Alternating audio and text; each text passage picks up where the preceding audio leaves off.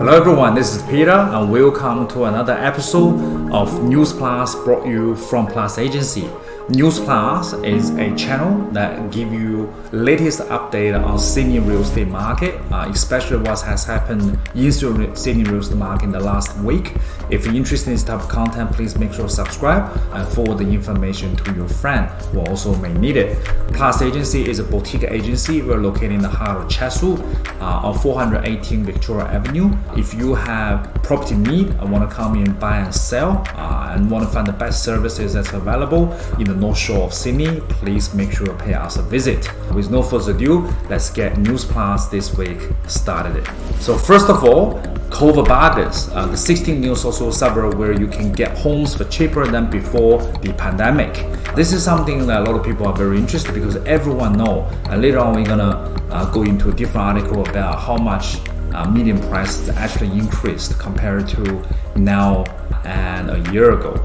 But some areas, interesting enough, actually didn't get a capital gain during the COVID period. Vice versa, it's actually dropped in prices. Looks like a lot of people are trying to get away from that particular area. So it's very interesting to see what these areas are. Particular highlight, there are suburbs in the far west in Sydney that actually has got quite a bit of a drop in prices. Some of the areas like Morisset, south of Lake Macquarie, which had $129,000 drop in prices. The median price of the house in suburb is now only $420,000, has been $549,000. And then the suburb with the biggest drop in prices is North Coast suburb of Dumbarton, which is about 38 kilometers south of Port Macquarie. The house sold before the pandemic started at the median price is about $500,000, which is $500,000. Now the median price has slipped to only about $325,000. People are trying to get away from Dumbarton, with lack of amenities, just very inconvenient for people to live in. So that's why a lot of people are fleeing away from the area and buying in other places. Some of them because they have a lot of house land developments happening down there. So the supply has flushed the market as well, which is causing a lot of people actually selling. A lot of developers are actually selling the land and house package down there. Unfortunately, it just didn't reach the capital gain it's supposed to be. Morisset is because it's next to a very, I think New South Wales largest, psyche hospital. So I think that's why people doesn't really want to live there, and they're just trying to get away from it during the pandemic as well. And it's about 120 kilometers away from the north of Sydney. So that's why maybe people doesn't like to live that far. And what's interesting enough is this is actually one inner sort of west area that didn't get the capital gain either. That's Borough, which very surprised to see Borough on the list, considering the property that was sold in the area was actually quite hot. But the difference is not that much. It's only about $8,000 difference. So I think it will climb back really, really soon. So there are 16 suburbs that actually have home cheaper than before the pandemic. If you're interested in the list, please comment below and we'll leave all these suburbs information in the comment section. All right, wrapping up 2021 again, just quickly to summarize, temperature drop in Sydney property market at the end of the boom year.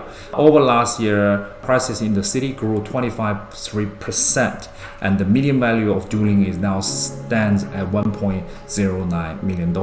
In a nutshell, the slowest month is December. It's only 0.3% increment. Considering the other months, this is nothing because a lot of properties are actually being listed on the market. December was just when the lockdown was finished. A lot of owners were rushing to put their property on the market, which causes going to be a lot of selection for the buyers. Not like the buyer can negotiate for a better deal, but still, they don't have to rush into a decision. So that's why causing a lot of auction didn't happen the way it should be, or people just simply didn't come up the prices. The regional area, like Southern Highlands, has recorded a 37.7% increment in the home values in 2021, the highest figure for regional area in Australia ever.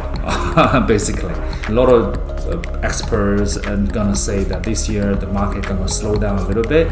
By slowing it down, it doesn't mean the price is gonna drop. It's probably gonna grow a little bit slower, which I think it's possible, because 37% increment in a year is a lot. And now in 2022, let's see what has been selling so far. Alright, next one. Rents for house surge. Unit rents drop, tenant pushes for space creates two-speed market. So house, you get rent up, units, you get rent drops. It's very common. I mean, unit rents are basically sustained by a lot of international students, migrants, and tourists. Unfortunately, we have none of these three at the moment. That's why even in the prime location, the city of Sydney CBD, the rent is still dropping. The Harbour City experienced a year-on-year rental growth of 7.3% for detached buildings and a 1% year-on-year fall in apartment rent values in December 2021. What's interesting about the rent is it started to drop from the beginning of the year, and by the end of the year it actually started to come back up. We're gonna have a different article talking about this as well.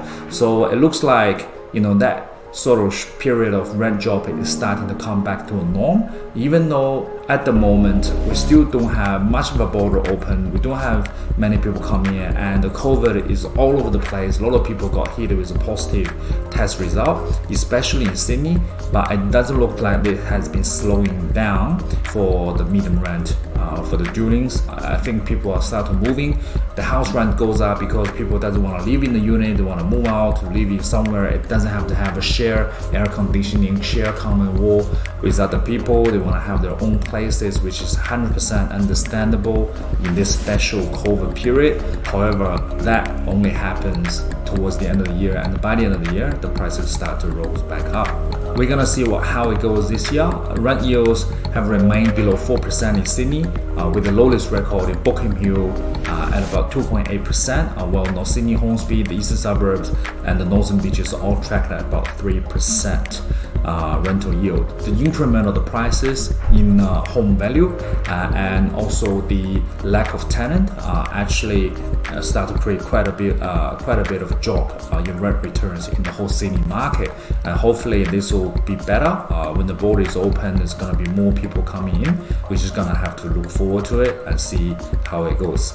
Investors may have scope to increase rents as demand rises. However, we should be able to see more investments to elevate the prices escalations for renters as more rental properties becomes available. All right, next one, New South Wales real estate, the best suburb for first home buyers in 2022. All right, if you are a first home buyer, you are looking for something cheaper in the market, then here are the list of some of the areas that's highly recommended for the first home buyers.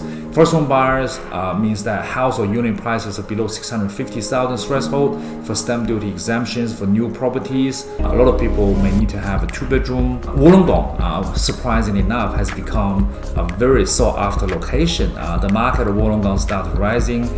First home buyers in New South Wales, Wollongong unit ranked at the top of the list for most sought-after suburbs, which is a little bit surprised, but we can understand why. A lot of people are moving to regional area, but they still would like the shopping center, the shopping facility, medical convenience, and the schools and everything, and next to beautiful oceans. And Wollongong has got it all, and it's got a train station, which is very convenient as well.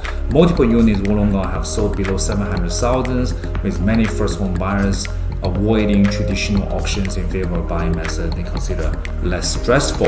The list goes to other suburbs as well. Let's take a quick look about the 10 suburbs for the first home buyers. Number 1, Wollongong unit. Number 2, Blacktown houses. Number 3, Parramatta units. Number 4, Schofield houses. Number 5, Orange, which is a very affordable area at the moment. Houses, Liverpool units, Blacktown units, Orange Park houses, double houses, Epping units. These 10 areas, if you are a first home buyer, these areas has got a conveniency, it's got a traffic, transportation convenience, it's got a shopping convenience, it's got a school convenience, and it's got a lot of plannings coming up. But at the same time, the prices are still remain quite low, especially for some new units in some of the area. You can still get them for under 650, which is not going to be seen that much in New South Wales, which get all the other convenience to it. Next one, suburbs to watch in 2022, top 10 New South Wales location where buyer demand and prices are rising. First home buyers, you have your cheap stuff. 16 suburbs where the COVID prices, obviously we are at the second year of COVID already, and the those prices are still lower. And now we are looking at suburb to watch in 2022, top 10 New South Wales locations where buyer demand and prices are rising. So why these areas are crazy? I think it's because people are looking for a different type of lifestyle, and these areas does provide it to them. Wollongong nonetheless come back again to the top 10 area. People are engaging in listing these places. There's a lot more inquiries compared to other places, and people are really trying to buy into some of the areas that within the list below, because some of the prices has been dropped and people coming in and the prices now start to go up, or the area has simply been established well and people are wanting to get into it as an upgrade for themselves.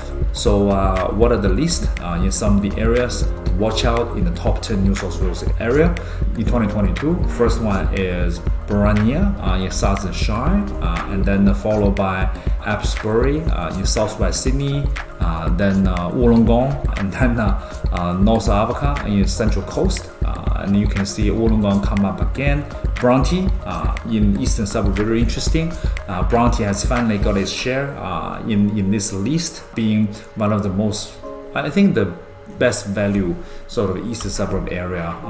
Not as crazy prices as Vaucluse or Double Bay or Rose Bay, or all these big houses sell, but still got its fair bit of a share of eastern suburb and the lifestyle of it. Souvenir Waters in Sutherland Shire. Wollongong again, it looks like majority of them are actually in Wollongong and Sutherland Shire, except for North Avoca and Bronte. So if you are in this budget range, these are the areas to keep up at in 2022. Most of them are actually for owner-occupiers, but there's just not many investment stock down there, but you're welcome to go and have a quick look and check it out. All right. Next one, property investors eye up inner city rental units as open borders flip apartment market. This is just what exactly we're talking about. To summarize this news article in a very short sentence, right now demand outweighs the supply.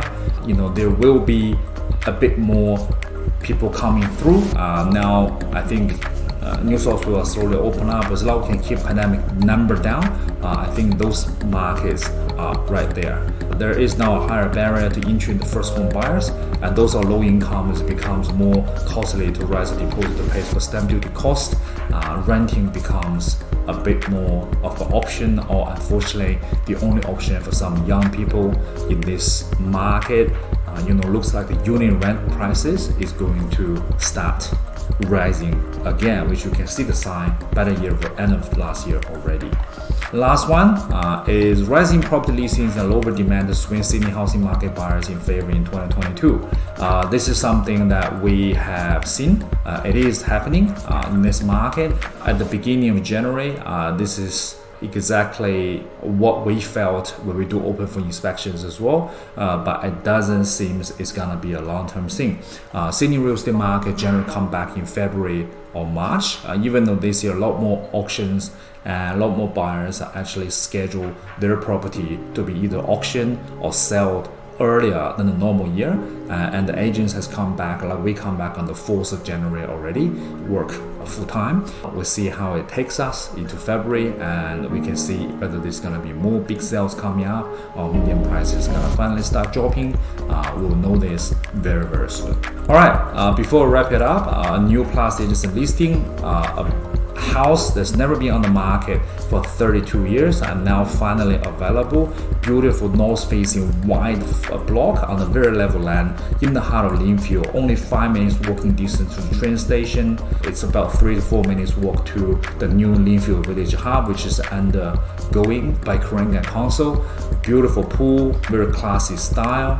The home has got its charm to it. So if anyone interested in a family home with almost 1,400 square meters of land on title, away from all the hustle and bustle, but in the heart of some place where you just can walk to the station, this is the property that you must see. You're welcome to check out the listings on Plus Agency. The location is 19A Bakersfield Parade, Leadview, New South Wales 2070. I'll see you either at the office or at the opens.